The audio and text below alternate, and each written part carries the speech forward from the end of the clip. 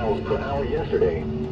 Yesterday's maximum relative humidity was 85%, and the minimum relative humidity was 39%. The normal high temperature for today is 50-60. Crossville, clear, 48.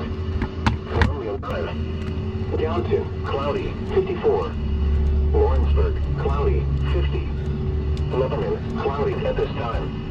And now the extended outlook for the period Thursday through thunderstorms Thursday into Friday could result in localized flooding, mainly across northwest half of Middle Tennessee. Scottish is in cooperation with the Metropolitan Nashville Office of Emergency Management. The current time is 6:41 a.m.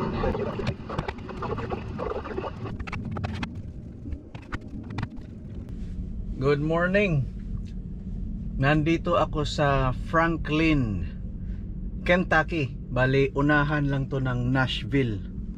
Dito ako nakaparada sa off-ramp sa gilid lang ng daan kasi punuan ang truck stop. Last time, doon ako pumaparada. Doon, no? TA truck stop 'yon. Pero kagabi, puno na pag ikot ko doon. Wala rin yung pay parking, punuan talaga.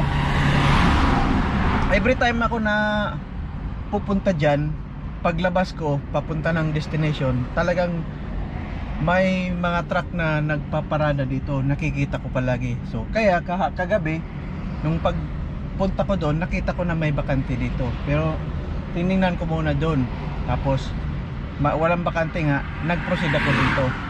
So yung oras ko pagdating ko dito, talagang saktong-sakto, 0 driving hours. Nag-violate ako, nung paghinto ko talaga, nag-bell na siya. Nag-violate na, sinasabi doon, you have violated. Pero okay lang, kasi hindi na nila makikita na gumagalaw ako. So andito lang ako sa gilid. Bali ko anto, ano ba to? 71 going southbound, papunta ako ng Alabama, Gwin, Alabama. Pabalik is pampunta ng Ohio, Michigan, pa Toronto, pabalik ng Canada.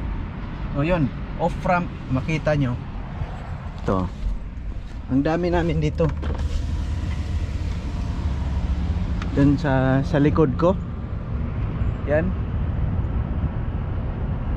dami nila. Tapos sa harapan ko, ayun, hanggang dun sa dulo, dun 1, 2, 3, 4, 5, 6, 7, 8, 9, 10, mga 10. Pero pag parada ko dito kagabi, ako lang muna. Walang, yung nasa unahan ko, wala pa yan.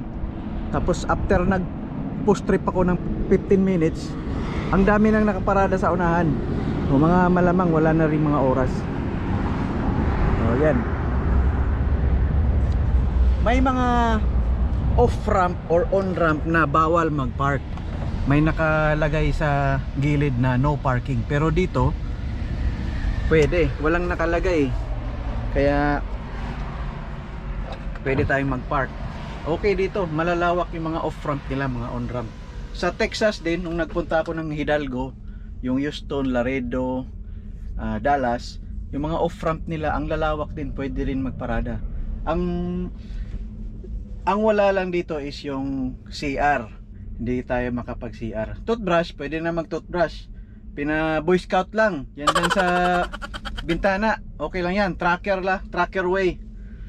So yun, tapos na ako nag pre-trip, tapos na ako nag breakfast. Ngayon ay tutuloy na ako sa destination. Mga 3 hours. Ito, 340 kilometers na lang. Mga 9:52 AM ang ETA ko doon. Expected time arrival. Yun lang guys. Thank you.